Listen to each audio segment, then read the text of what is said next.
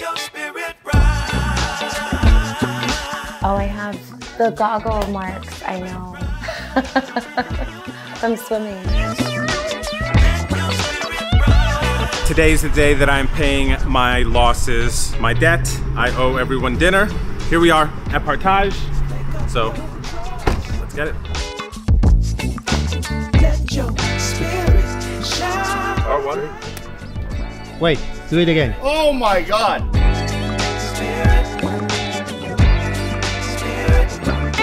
What are we doing? We're doing a bunch of things.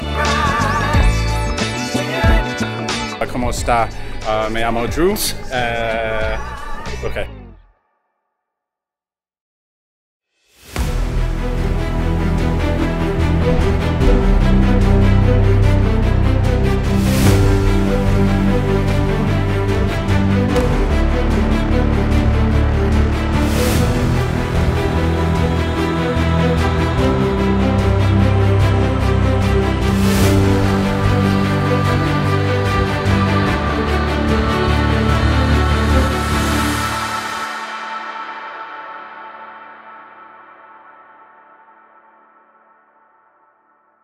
All right, as you guys know, the most prestigious of all WSOP events is coming up, the tag team events. And your fate is in my hands. Everyone's name is in this bowl, and as I pick them out, you will find out who your partner is. The last person standing is partnered with the best, right here. So let's do it. I will be happy. All right, first person, Ryan. And Ryan, your partner is Drew. Next person is John. I'm grabbing this one right here. It's Rob! Yes, come here! Yes! Yes! Now get out of here! Yes! So the three teams are Ryan and Drew, John and Rob, and of course Ebony and yours truly, Mr. Justin Kelly. Let's get it on at the tag team. Playing a tag team, we're here. We're playing just like one orbit, and then Drew's gonna come in and play. Just trying not to punt. It's early. It's early. My partner is Train. He already played his obligatory 1 round, and now I'm taking over. Rob played 6 hands, chipped up 1,000. I've played 0 hands, down 2,000. Not much to report. So I just got moved tables. Ryan sat, played our first orbit. He didn't go bust, which is fantastic. Ryan came and played his first round that he had to play for the tag team event. And then he went to play the win event because I already bagged it, and it was up to me to make something happen in the tag team event. Unfortunately, I just busted, and I'm pretty sad about it because it's so fun. People are just having so much fun.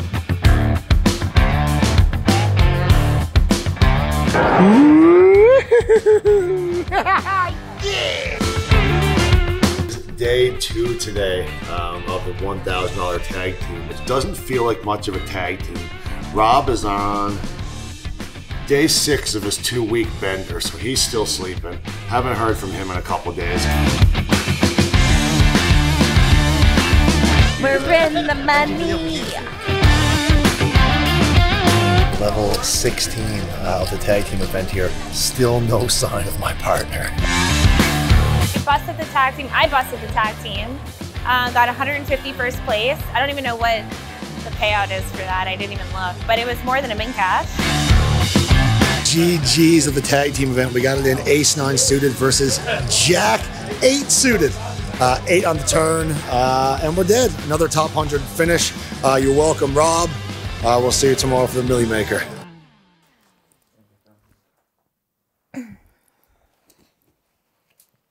Do you want me to look at you, or yes? I grew up in Fort Myers, Florida. It's where I was born and raised. Where I grew up, there were Confederate flags everywhere, and I am a biracial woman. I was kind of forced to always pick a side, like I wasn't white enough, I wasn't black enough. I just was in books and school, and that's all that I cared about. I wanted to be alone. I didn't really like being around other kids. I was a super awkward kid. We grew up super poor. I came from a broken household. My dad has been in prison my entire life. My mom, though she did her best at times, she was not a very good mom. I think people look at me now and they think like, oh, okay, like you've always had it easy. You've always been this outgoing person. And it's like it took so much work to become the person I am now. So I had an academic scholarship for school, and a month before I was supposed to leave for college, I found out I was pregnant with my daughter. It was such a shock, and then I decided to have her, and I had her a month before my 19th birthday. And I was going to school full time. My daughter was going to daycare. I was on food stamps and government assistance. I was taking the bus to school, and my mom kicked me out when my daughter was 6 months old. I needed to work, so I became a stripper because it was the only thing I could do that would still allow me to go to school during the day. By the time I was 22, I now have 2 children from the guy that I learned poker from. I was a single mom of 2 kids at 22 and went back to dancing and was still playing poker.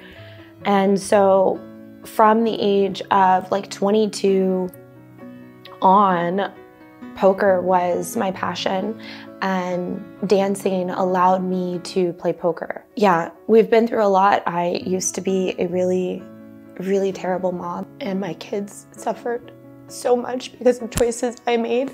My son was in a coma, and we were told by the doctors that he was gonna die and that we just needed to say our goodbyes. I had just flown to California. I used to deal this private home game. I get a call from my daughter, and I answer the phone, and she's like, "Mom, oh my God, the paramedics are here."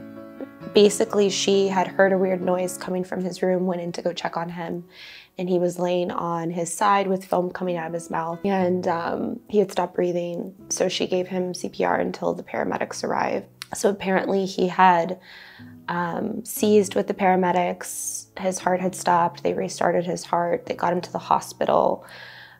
He seized again, and he had no history of seizures, and his heart stopped. And so they put him in a coma so he would stop dying. Basically, the doctors were like, say your goodbyes, he's not gonna make it, call everyone. And somehow he just woke up 4 days later. And I was not playing poker during this time. I was living on food stamps. I was just trying to keep my kids alive. It's so different now, the way that I live my life. I am so fucking grateful for it, because there's so many things that I never thought I'd be here.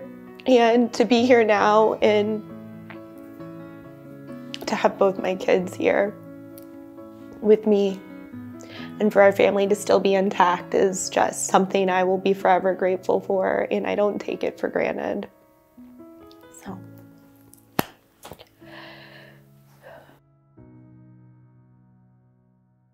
Ladies and gentlemen, today it is the Millie Maker.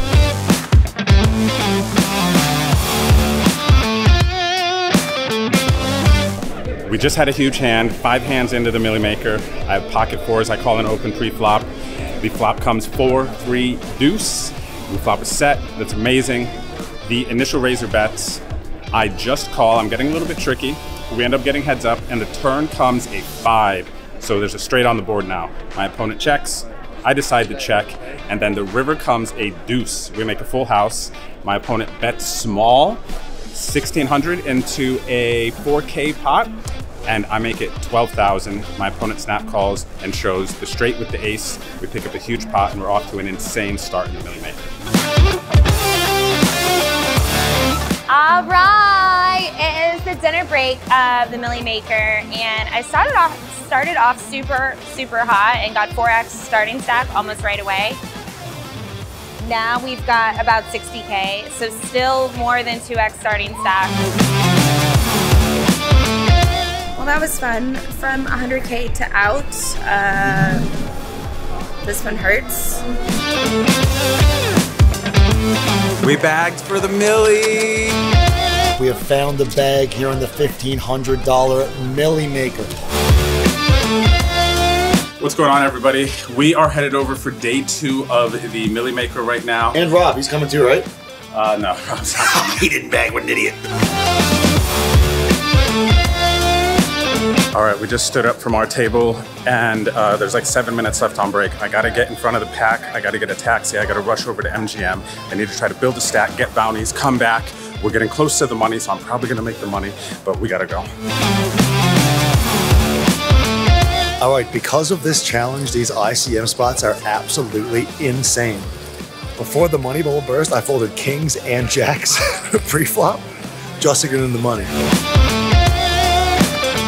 We left with 118K, came back to like 79. We just got in ace king versus king jack, doubled up. We now have more chips than when we left 2 hours ago.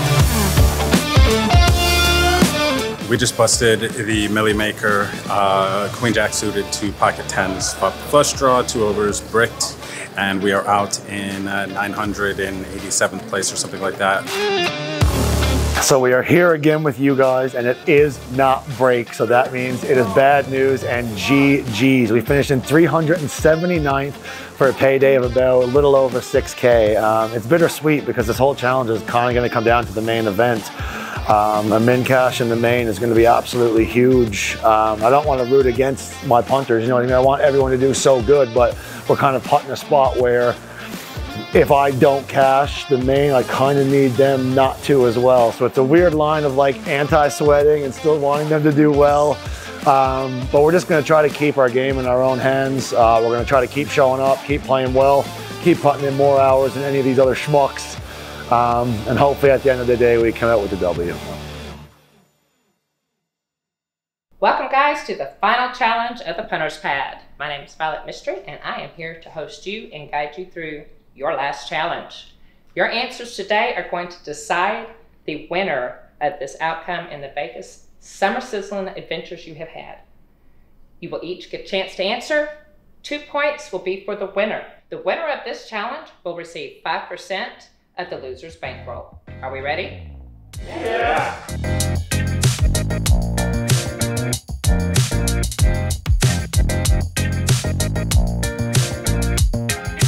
68% for jacks. I said 52-48. 60-40. 60% jacks, 40%. I said 53-47. I said 58-42. Booyah! All right, that is 1 point for Ryan. Are we ready? All right, guys, we're gonna move on to the next one. And coming up is your next challenge of hands.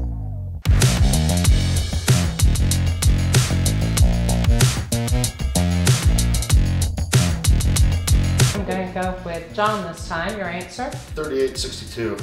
I put 39.9 to 60.1. 40-60. All right, Drew, what's your answers? 35-65. And Miss Ebony? I'll go 40-60. All right, so we have 1 point Ryan, 1 point John. All right, guys, here is your next one.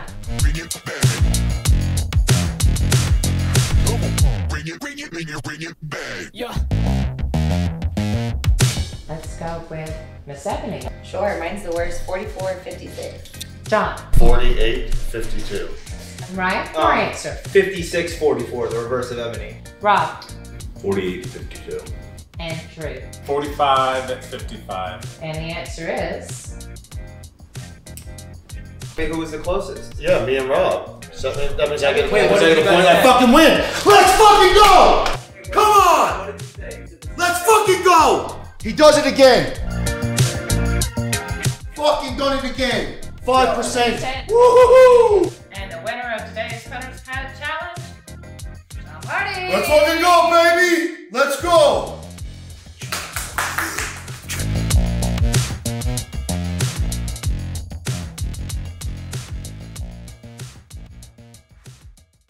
The way I found poker, I was an insecure 19-year-old girl whose boyfriend had already cheated on her. And he was going to play poker like 4 or 5 nights a week, and I didn't believe him. And I forced him to take me, literally because I thought he was doing something else. And he was actually just playing $20 tournaments with his friends. I went, I watched, I immediately fell in love. Since Triton, everything is different. When Phil called me and gave me the opportunity to play Triton, and then the results after, everything changed. The 10 days in Triton, it was the 10 hardest days of poker I've ever played. And I improved so much. Just being around them, it was like, just by osmosis, I improved because these are the best players in the world and they were incredible. I've run so well. I have the most absurd runs of my life. And to have almost $2 million in scores in 1 week is absolutely incredible. I think one of the most important things that needs to happen in poker is representation. One of the things I learned during Triton afterwards was the amount of messages I got from women. Specifically, for example, Anna Marquez, who's a Team ACR pro. She's one of the most decorated women in poker history, and she is a high-stakes player. She's a crusher. She messaged me after Triton and sent me this long, beautiful, heartfelt message saying how me being there made her realize that she could do it. And it's like, if Anna Marquez, who is a fucking badass at poker, is doubting herself, how many women who have never had the success that Anna has had, who don't have access to crushers and studying, or, how many of those women have not felt like they could do something? Because the industry, it's 95% men and everything is centered on men. There are a lot of benefits I get from being a woman on poker, in poker, period. I understand that. And there's a lot of shit I have to deal with that men don't have to deal with. One of the obvious things that motivates me to play poker is my children, obviously. I feel so lucky that I found poker. It is something I absolutely love and enjoy so much. Having control of my life, being able to take care of my kids, being able to have experiences with the people that I love, that is what motivates me to play poker. I'm Ebony Kenny, and I'm an ACR Team Pro.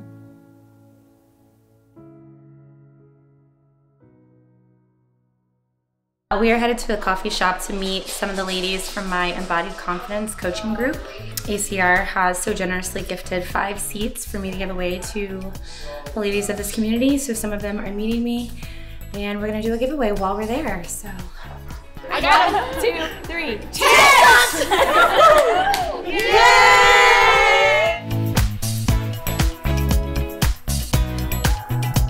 I am feeling great. I am having a blast. I'm feeling really excited, and a man named Ken just brought me a yellow rose. I never met him before in my life, so today is a good day. Dinner break of the ladies event, and your girl has built up her stack. Starting stack 20K, we were at 4K. Now we have 43,000 on the break, baby. I'm allergic to this. I'm allergic to saying this. I busted the ladies event. I have like an 80% cash rate in this tournament. This is, I think, only the 3rd time I haven't made the money. God, fuck, that hurts.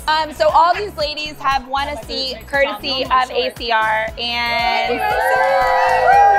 yay! Okay, so we're just gonna shimmy on 3. Why not? Okay, yes. 1, 2, 3. Woo!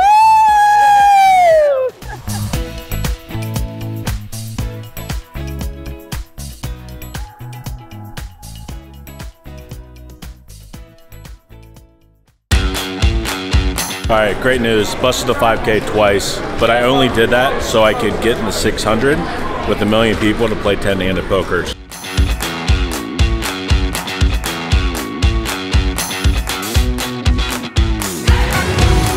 fucking sucks.